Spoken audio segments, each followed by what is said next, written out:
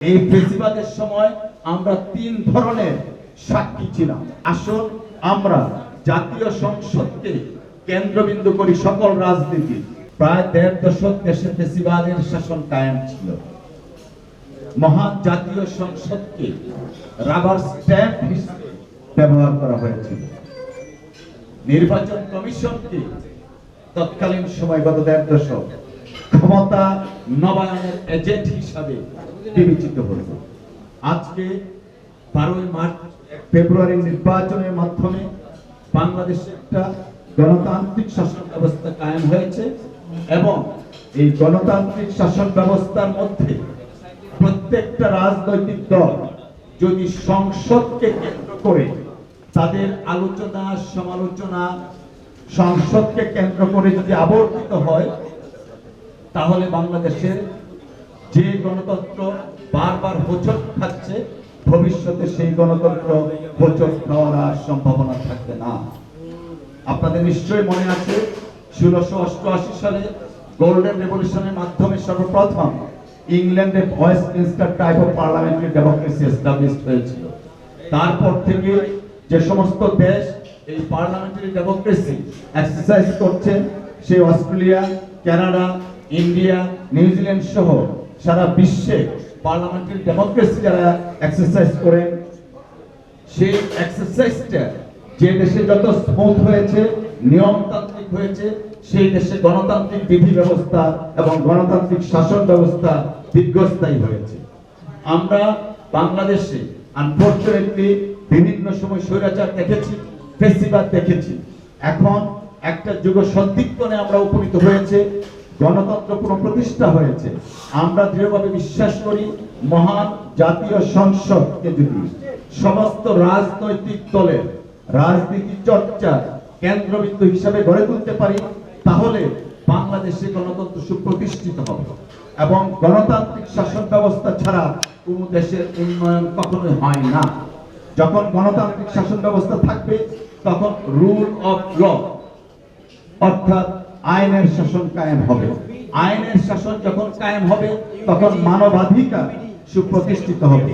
আইনের শাসন, গণতান্ত্রিক বিধি ব্যবস্থা, মানবাধিকার এবং সাংবিধানিক বিধি ব্যবস্থা যে সমাজ তথা রাষ্ট্রে কায়েম হয়েছে, সেই সমাজ এবং রাষ্ট্র শৈলে শৈলে উন্নতি করেছে। আজকে আমরা দেখি বাংলাদেশে বেকারত্ব রয়েছে, সামাজিক অস্থিরতা রয়েছে। বিকাশ পেমেন্টে ১০,০০০ টাকার বেশি অফার, শপিং চলছে তো। সবকিছু মূলে আমাদের দেশে আইনের শাসনের অভাব ছিল, গণতান্ত্রিক বিধি ব্যবস্থার অভাব ছিল এবং সাংবিধানিক যে প্রতিষ্ঠানগুলো ছিল, সেই প্রতিষ্ঠানগুলো যেভাবে গড়ে ওঠা উচিত ছিল সেইভাবে আনফরচুনেটলি গড়ে উঠতে পারেনি। বিগত ১.৫ দশক কোন সাংবিধানিক প্রতিষ্ঠানে কার্যত তাদের ভূমিকা পালন করতে পারেনি বা পালন করতে দেয়া হয়নি। এই ফেসিবাদের সময় আমরা তিন ধরনের সাক্ষী ছিলাম। কেউ ছিলেন নীরব সাক্ষী, কেউ ছিলেন বাধ্যগত সাক্ষী, কেউ ছিলেন অতি উৎসাহী সাক্ষী, আবার কেউ ছিলেন প্রতিবাদী সাক্ষী।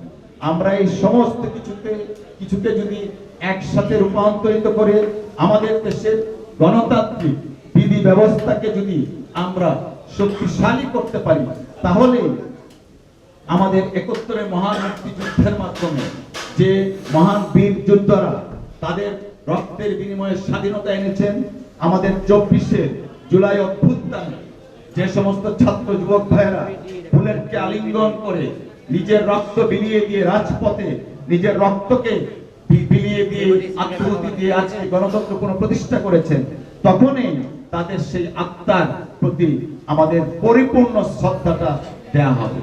আমরা মনে করি গণতন্ত্র এবং গণতান্ত্রিক শাসন ব্যবস্থায় শুধুমাত্র পারে একটা দেশের উন্নয়ন এবং সমৃদ্ধি।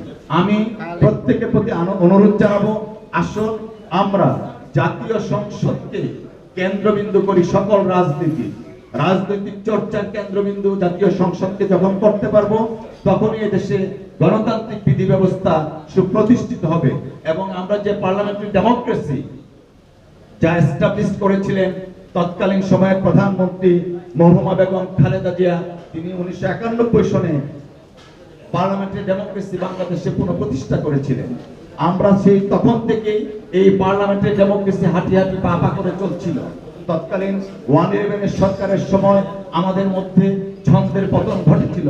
পরবর্তীতে 2008 সহ পরবর্তীতে যে সমস্ত নির্বাচনগুলো হয়েছিল, কিভাবে হয়েছিল দেশের শাসন ব্যবস্থা, আমরা যারা সমাজের বিভিন্ন শ্রেণী পেশার মানুষ আছি প্রত্যেকে অকাবাল আছি।